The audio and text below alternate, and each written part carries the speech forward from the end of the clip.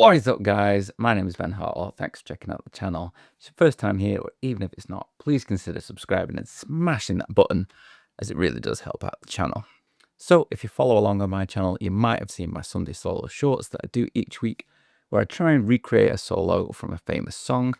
And last week I did John Mayer's Slow Dancing in a Burning Room. And a few of you guys were asking how I actually went about making that tone. This was a little bit of an interesting one because I thought I'd make it a little bit harder for myself, and instead of just doing the guitar tone, I'd do all the parts that are in that actual song.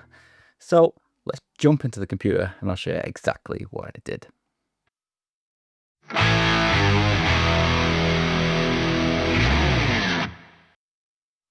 Okay, so we're in the computer and we're in Luna, which is the DAW that I use for all this stuff. And this is the session from my Sunday solo for Slow Dancing in a Burning Room. As I said at the start of the video, I actually wanted to make this a little bit more tricky for myself and try and make each of the parts from this whole song. So as you can see here, we've got drums, a couple of bits of drums that I had to do, bass layer, the main guitar, and the two lead guitars. So I'll just work through the project and show you exactly what I did. At the very top, I've just got a grab of the reference track, which is the real track, just so I had something to work towards so that I could A/B between what I was making and the actual song. So this very first track that we've got here is the drum track, and for this song I actually used Native Instruments Studio Drummer, quite an old plugin now. I probably got this back in, I don't know, 2010 or something like that. It's getting on a bit, but it still sounds great and I really like this session kit that's in it.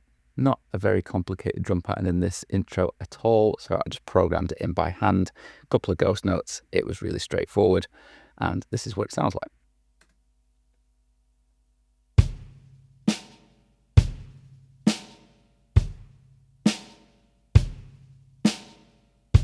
So you can see nothing complicated going on there at all. I wasn't too happy with the snare sound that I was getting just out of this plugin, so I added shape, and I just pulled a snare sound straight out of shape and added that on top of the snare from Studio Drummer. That snare sounds like this.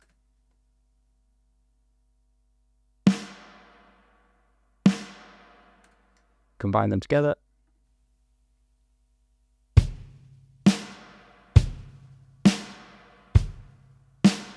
And the last element that was missing from the drums is the little tambourine hit. And so I made that from another instance of Studio Drummer, just so I could process it separately. And that sounds like this.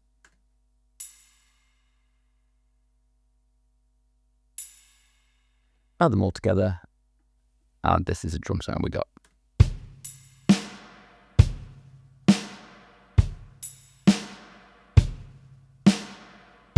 Really straightforward. Didn't do a whole lot of processing on these drums, just got the API bus compressor and a little bit EQ just to give me a little more low end in the kick that's kind of similar to what was on the record, and to try and pull out the snare a little bit because I wasn't really kind of getting the sound that's on the record, and it still doesn't really sound like the snare on the record, but it kind of gets me in the ballpark. Next track down was the bass. Didn't use anything fancy here either. I used my Squier Precision bass. It's the only bass I have at the moment. And I used the 2 Notes guitar plugin on one of the bass settings I found. I don't think I changed anything in this other than just pulling down the threshold on the compressor a little bit. It's basically what comes up straight away when you click on that Woody Finger bass preset. And it sounds like this. Now there you might be able to hear some of the snare rattle bleed that I've got. That's actually a plugin. I'm going to mute that and I'm going to come back to it in a little bit.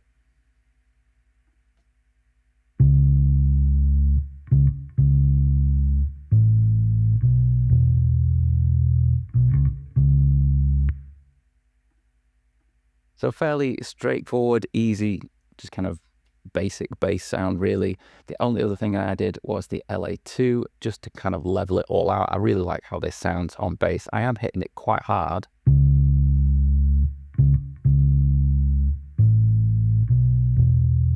Getting up to 10 dBs of reduction there. It kind of gave me the bass sound that's in the record, that kind of fat, smooth sound.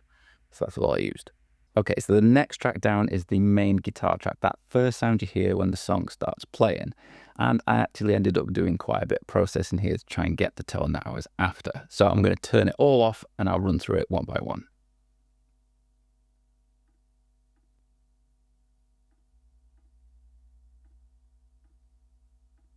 Okay, so let's start with the first thing in the chain, which is Helix Native. I build loads of these tones for my Sunday solos through Helix Native.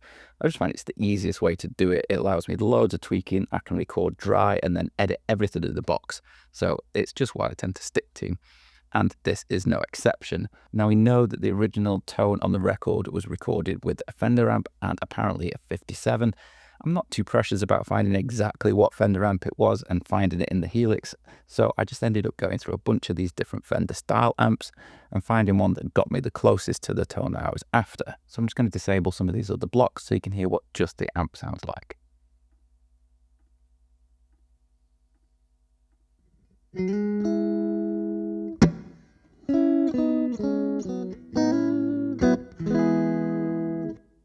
So you can hear kind of anemic and uninspiring. I should say that I use my PRS Silver Sky SE. It's a John Mayer guitar, so why not? And I am running into two cabs here. You can see an IR and one of the actual cab blocks in Helix. The cab block is the 212 double with a 57 on a 45-degree angle. And the IR is an IR from 3 Sigma Audio, and it's one of their Fender Twin IRs. I ended up blending them together, pushing the IR a little bit more than I did the cab. Originally, I was going to try and build the whole tone just with the IR because that's what I usually do, but I wasn't really getting the sound that I was after, so I ended up adding in the cab, and I found that that gave me quite a bit more mid-range that I was after, just like in the track. You can see I've also got a drive pedal in front of the amp.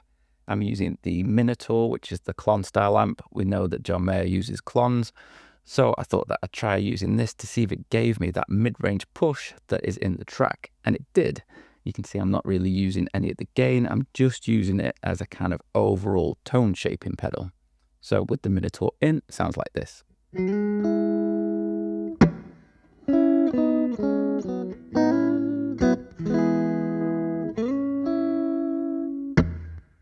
So you can just hear it's kind of fattening up the sound a little bit, taming some of those highs, which is what I needed it to do.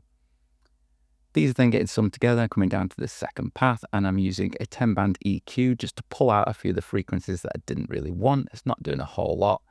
And I'm hitting an LA2, not really using it for its gain reduction. All I'm using it is to kind of bump the level up and give me a bit more of the fatter kind of sound that I was needing. I'm then hitting 2 different reverbs. I'm using the 63 Spring, which is one of the really old pedals that's in the Helix, to try and give me the spring reverb sound that he's getting when he hits all those muted strings. Didn't really do what I wanted, so I ended up adding another guitar further down, which I'll show in a little bit. I'm also adding a dynamic room just to try and place the tone somewhere so it didn't sound quite as direct. And a little more EQ, just taming some of those top end frequencies. So with all those blocks in, this is how the guitar tone sounded before I got to any other processing.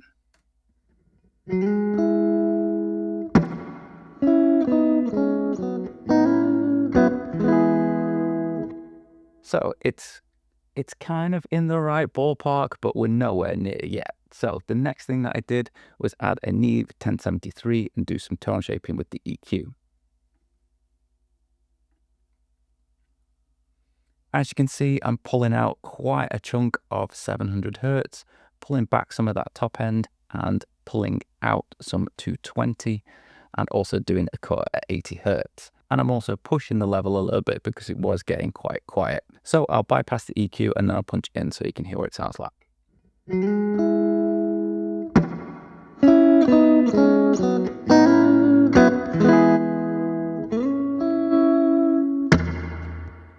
So you can hear that's making quite a big difference for us. We're really getting the volume up, but it's also doing some nice things to the top end, even though I'm pulling out quite a bit of top end via the EQ. Next in the chain is the Waves SSL G channel. Again, just using it for EQ, really pulling out some more top end at 5K and doing some mid and low stuff as well. Not really doing too much, but again, I'll bypass it and I'll bring it in so you can hear what it's doing.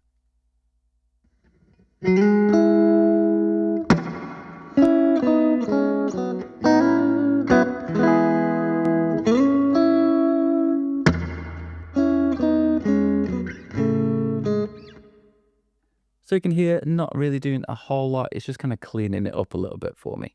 Next in the chain is Pro Q3. I use Pro Q3 on virtually every single track that I make. I just find it's really easy to use and pull out the frequencies as you need to. So on this track, I didn't actually need it for a whole lot because I'd already done so much with the 1073 and the SSL.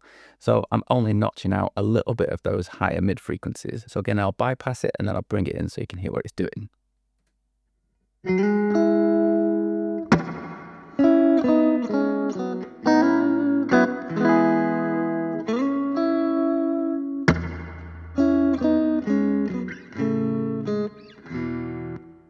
So for me, what I'm getting from that is that it's reducing the amount of boxiness that I'm getting in the sound and just kind of opening things up a little bit. Next, I'm hitting it with 2 compressors. I really like this method to hit with a faster compressor and then a slower compressor. So my faster compressor here is the 1176, and then it's going into an LA2A.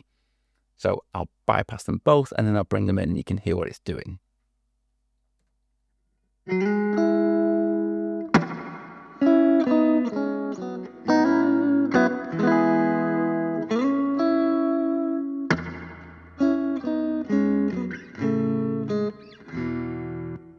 So you can hear there that it really brings the guitar right up front. You can hear all the dynamics and all the touch.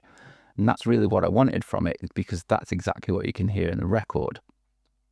I am also using the LA2A to get the volume back up because I was losing quite a lot from the compression.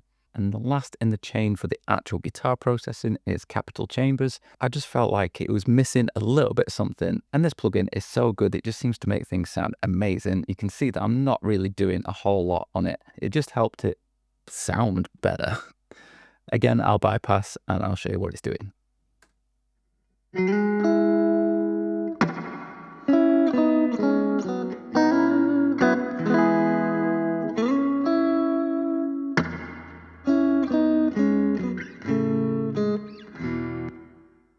I don't know how well that's going to come across on YouTube, and I can't really put into words what it is actually doing for me because the mix is down so low that it's not really doing a whole lot, but it did help get me the tone that I was after. Moving down, the next 2 tracks are the lead lines that you hear. I decided to play these as 2 separate tracks so that I could do the bends nicely and I could process them separately if I needed to, which in the end, I didn't really have to. They're again using Helix Native, and it's basically the same patch that I used for the main guitars, just with that gain on the Minotaur turned up a little bit more, and the mix between the IR and the cab being quite a bit different where I'm pushing lots more of the IR and I've basically pulled out all of the cab. So the lower line sounds like this.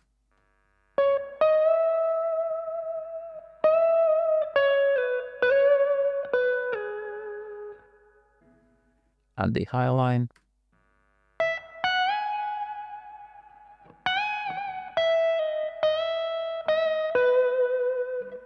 They're both going to this lead bus, and on here I have got a bit of processing, so I'll walk you through what I did here. Starting with a bit of Fab Filter Pro Q3 again. I'm not doing too much with it really, just a low pass and a high pass, and pulling out a bit at around 1K. So I'll bypass it and show you what it sounds like.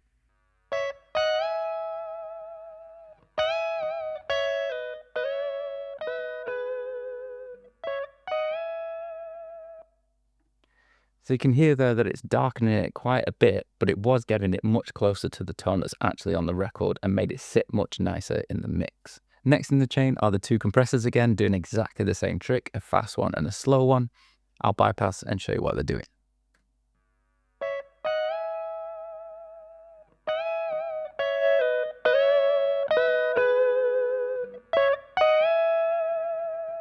So basically doing exactly the same as they were doing on the other guitar track, bringing those guitars right in your face and giving me a lot more level. And then after those 2 compressors, the thing that really sells this guitar part, Capital Chambers again. This time I am doing quite a bit on it. I've got the mix up quite a long way and I'm doing 100% of the width on a really long decay. And that really gave me the reverb sound that these 2 parts needed to fit into the track. I'll bypass and I'll show you what it sounds like.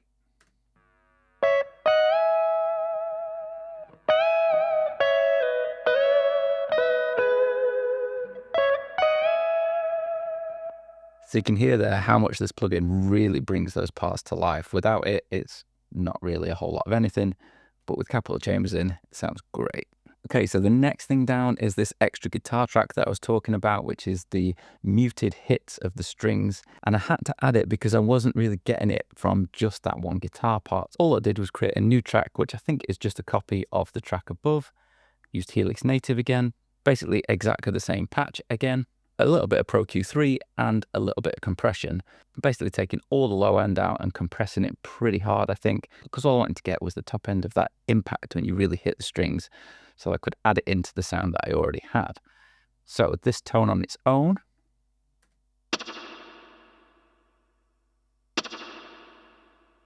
but then added on top of the tone from the other guitar,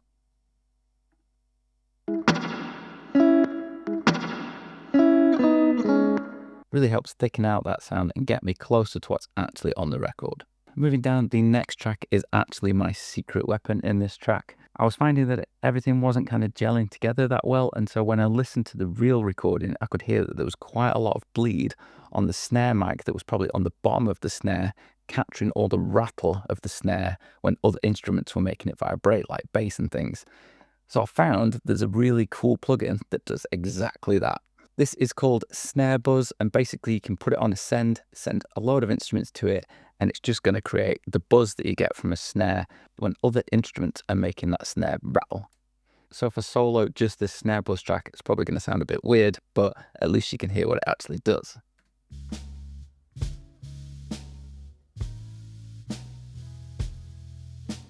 So it sounds just like a mic underneath the snare capturing all that rattle that's being caused by those other instruments. And when I blended that into the track, everything started to fit much nicer together. Let me show you what I mean. I'll play the whole track and I'll bring in the snare buzz.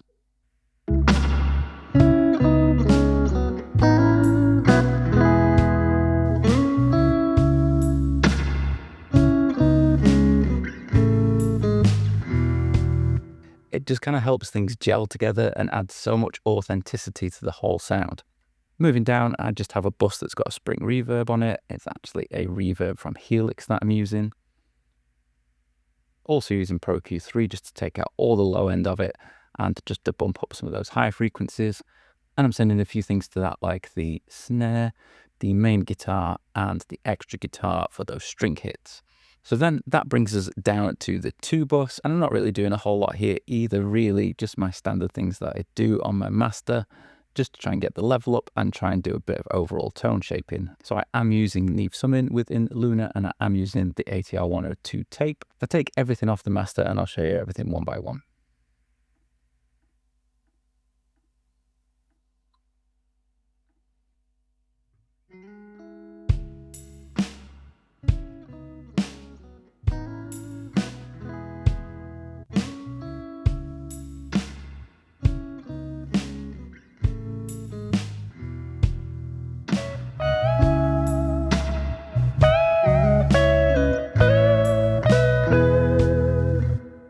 So you can hear until we get to the end of that master chain, we're working pretty quiet really, and it's really the Fairchild that we're doing most of the heavy lifting. And then I have Ozone just to do those last bits of EQ and limiting to get the volume up. One thing that is on this master, which I don't really do, is I've put the lexicon on here. I felt like the whole sound just needed to kind of be put somewhere. So I've selected one of the room presets and I've got the mix quite low down at 17.5%. And it just kind of helped make the whole thing feel like it was actually in a real place rather than just being in the box. I'll turn it on and off and I'll show you what it's actually doing.